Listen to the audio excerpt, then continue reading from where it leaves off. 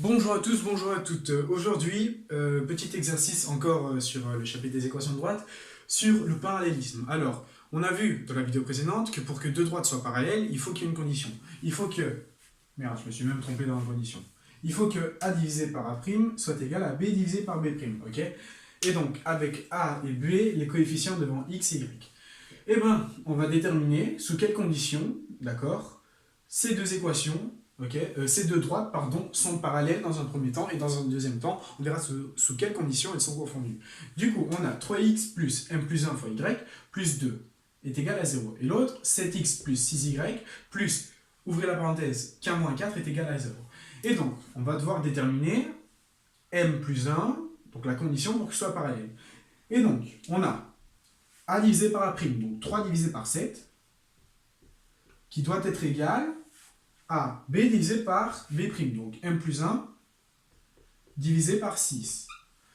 On obtient que, alors, on fait x6 de l'autre côté, on a 18 sur 7 est égal à M plus 1.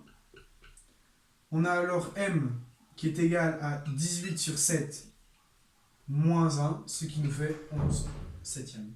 D'accord? Et voilà, on a trouvé la condition pour que les deux droites soient parallèles. Il faut que A divisé par A' soit égal à B divisé par B', donc 3 septièmes soit égal à M plus 1 sur 6. Je fais passer mon 6 de l'autre côté, j'ai 18 septièmes qui est égal à M plus 1, et je passe mon plus 1, il devient moins 1 de l'autre côté, et donc j'ai M qui est égal à 18 septièmes moins 1, ce qui me fait 11 septièmes. Voilà. Et donc, il faut que le coefficient, d'accord, donc pour qu'il soit parallèle, il faut que M soit égal à 11 septièmes. Voilà. Maintenant, quelle est la condition pour qu'elle soit confondue? La condition pour qu'elle soit confondue, il faut que tous les quotients soient égaux. Et donc, on a déjà trouvé la condition pour que ce soit parallèle. Il nous suffit juste de trouver la condition pour qu'elle soit confondue. Du coup, en soi, ça c'est déjà fait. On va tout simplement vérifier une égalité, d'accord, pour voir si elle est juste. Et donc, on va prendre A' et C', d'accord? Et donc, on va vérifier. 3 divisé par 7, donc A divisé par A', doit être égal à 2 divisé par K-4. 2 divisé par K-4. Et donc, ce que je vais faire, c'est que je vais passer mon K-4, je vais le multiplier, et puis ici, je vais avoir une fraction qui multiplie, je vais faire fois l'inverse de l'autre côté. Et donc, j'ai K-4 qui est égal, et donc, j'avais 3 septièmes qui était égal à 2. Pour supprimer le 3 septièmes, je vais devoir faire fois 7 tiers. Si je fais fois 7 tiers, je fais aussi fois 7 tiers ici. Tout ceci, c'est égal à 1, du coup ça tombe. On peut même l'effacer. Et donc,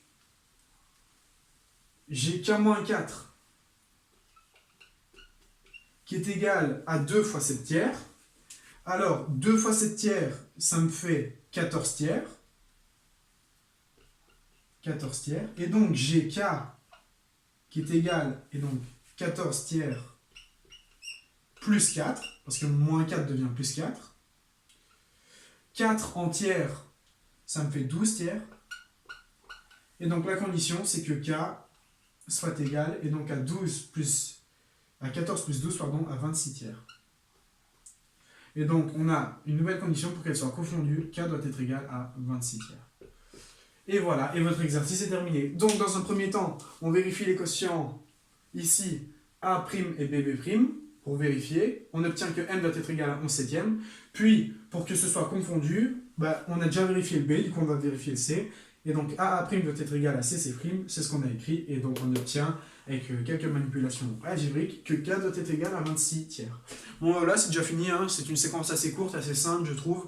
Donc si vous n'êtes pas à l'aise, je vous invite à vraiment me réécouter, hein. Ça pourra peut-être tout simplement vous aider. Et je vous dis à bientôt pour de prochaines vidéos.